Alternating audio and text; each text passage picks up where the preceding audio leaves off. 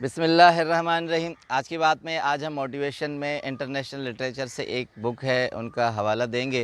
तो Russian poet हैं, Russia के शायर हैं, रसूल हमज़तोफ़ और गमज़तोफ़ कहा जाता है, वैसे आम सेंस में हमज़तोफ़ भी कहा जाता है उनको। तो 2003 में 80 ईयर्स में फ़ौत हुए हैं, मगर उनकी फैज़ साहब से बहुत अच्छी दोस्ती थी। पाकिस्तान भी आए हैं और लेनन अवार्ड जब उनको मिला था तब फैज़ साहब को भी मिला था, तो रसूल गमज़तोफ़ को भी मिला था। इसके अलावा हमारे मुस्तनसन तारड़ साहब कहते हैं मेरी फ़ेवरेट किताबों में इनकी किताब है। हैं शायर मगर उन्होंने ऑटोबायोग्राफ़ी लिखी है, मेरा दागिस्तान।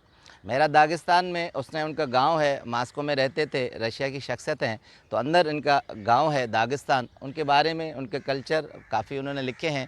तो वहाँ से एक मोटिवेशन का पहलू है, एक चैप्टर है, तो उससे आज हम चाहेंगे कि डिस्कस करें। कहते हैं 1947 की बात है, हमारे गांव के एक किला हाल में एक तकरीब मुनक्कद की गई। ये बर्थडे की सेलिब्रेशन थी और वहाँ के शायर थे हमज़ा, जिसके नाम पे इनके वालिद ने इनका नाम रखा था।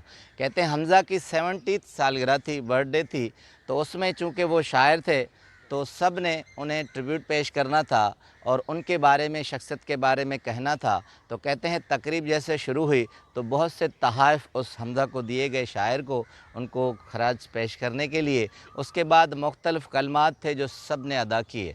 तो अब आखिर में बारी जो थी वो कहते हैं कि मेरे वालिद साहब की थी, चूँकि वो भी शायर थे, मैंने उनसे शायरी की इंस्पिरेशन ली थी।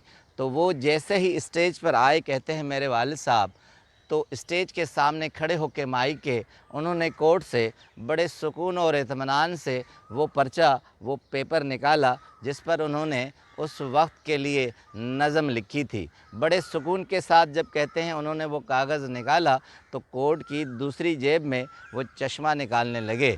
अब जैसे चश्मा निकाला तो कहते हैं तासरात से सारी ऑडियंस और हम समझ गए कि वो सुकून अब नहीं रहा, वो सुकून अब बेचैनी में हो चुका है, क्योंकि उनकी जेब में चश्मा नहीं था। कहते हैं वालिद साहब ने इधर उधर देखा और एक बच्चे को जल्दी से कहा गया कि घर से चश्मा ले आए। अब कहते हैं वह खड़ा होना कुछ मायूब था, अजीब सा था, कैफियत एक अजीब थी पूरे हाल में।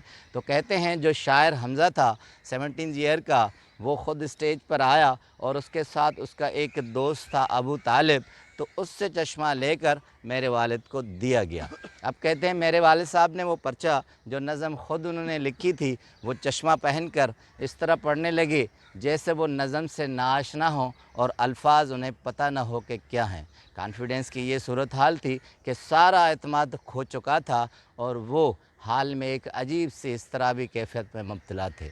जब एक नज़म ख़त्म हुई और अजीब सूरत हाल थी तो तब वो लड़का घर से चश्मा ले आया। अब कहते हैं मेरे वालिद ने जैसे वो चश्मा पहना और वो अबू तालिब को दिया, तो उसके बाद कहते हैं एतमाद लौट आया, कॉन्फिडेंस लौट आया।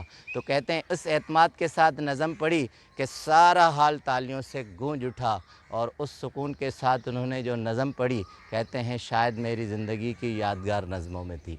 उसके बाद कहते हैं वालिद साहब उतरे तो अबू तालिब और हमज़ा को कहा कि तुमने तो मेरा सारा सुकून तबाह कर लिया था अगर मैं वो चश्मा पहने रखता। तो कहते हैं अबू तालिब ने कहा कि क्यों, मेरा चश्मा सही नहीं था? तो कहते हैं वालिद साहब ने कहा कि चश्मा तो सही था मगर वो तुम्हारा था, मेरा नहीं था।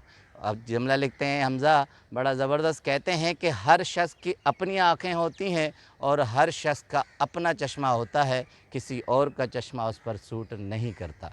अब कहते हैं हमज़ा तो कि हम जब घर गए थे तो मेरे वालिद साहब ने उस लम्हे और उस वाक़े से मुझे एक सबक सिखाया था। कहा था कि बेटा, इल्म तो मेरे जेब में था, वो मेरा अपना ही इल्म था, मगर वो उस वक्त मेरा नहीं था जब तक चश्मा मेरे साथ नहीं था। अब कहते हैं मेरे वालिद साहब ने बताया कि इल्म तो हमारे इर्द गिर्द होता है, हम बहुत से उलूम देखते और सुनते भी रहते हैं, जब उसका रिसोर्सेज न हो, उस तक रसाई करने वाला न हो, तब तक हमारा वो इल्म बेकार होता है, हमारा कॉन्फिडेंस नहीं होता और हमारा वो सुकून नहीं रहता। जब तक इस रिसोर्सेज को बीच में नहीं लाते, यानी वो शख्स, वो गाइड وہ رہبر بیچ میں نہ آئے تو ہم اس علم تک رسائی حاصل نہیں کر سکتے۔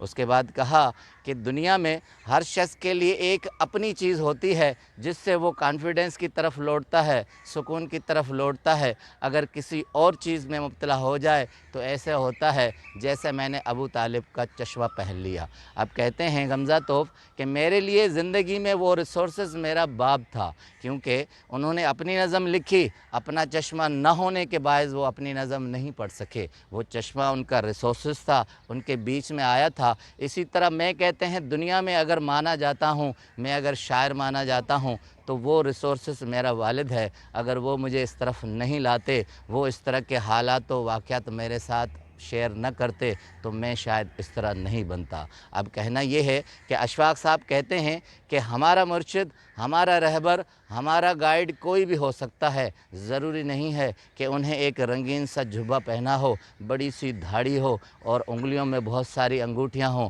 وہ تو ایک کلین شیپ بھی ہو سکتا ہے، وہ تو ٹائی پہنے ایک افسر بھی ہو سکتا ہے۔ اب شرط یہ ہے کہ وہ رہبر ہونا چاہیے جس سے ہم کچھ سیکھ سکیں۔ زندگی میں علوم، چیزیں اور مادیات کی ضرورتیں بہت سی ہوتی ہیں، مگر ان کے بیچ میں اگر ریسورسز نہ ہو تو وہ پھر اس طرح مدھم پڑ جاتی ہیں جس طرح غمزہ توف اس واقعے کا ذکر کرتے ہیں۔ تو کبھی بھی زندگی میں آپ اپنے آپ کو کل مت سمجھیں، آپ یہ سمجھیں کہ ہمیں کسی چیز کی ضرورت ہے، سب کچھ ہوتے ہوئے بھی ہم کسی چیز کی کمی رکھتے ہیں، اور وہ ہوتی ہے رہبر کی، کسی گائیڈ کی۔ آپ کا بہت بہت شکریہ۔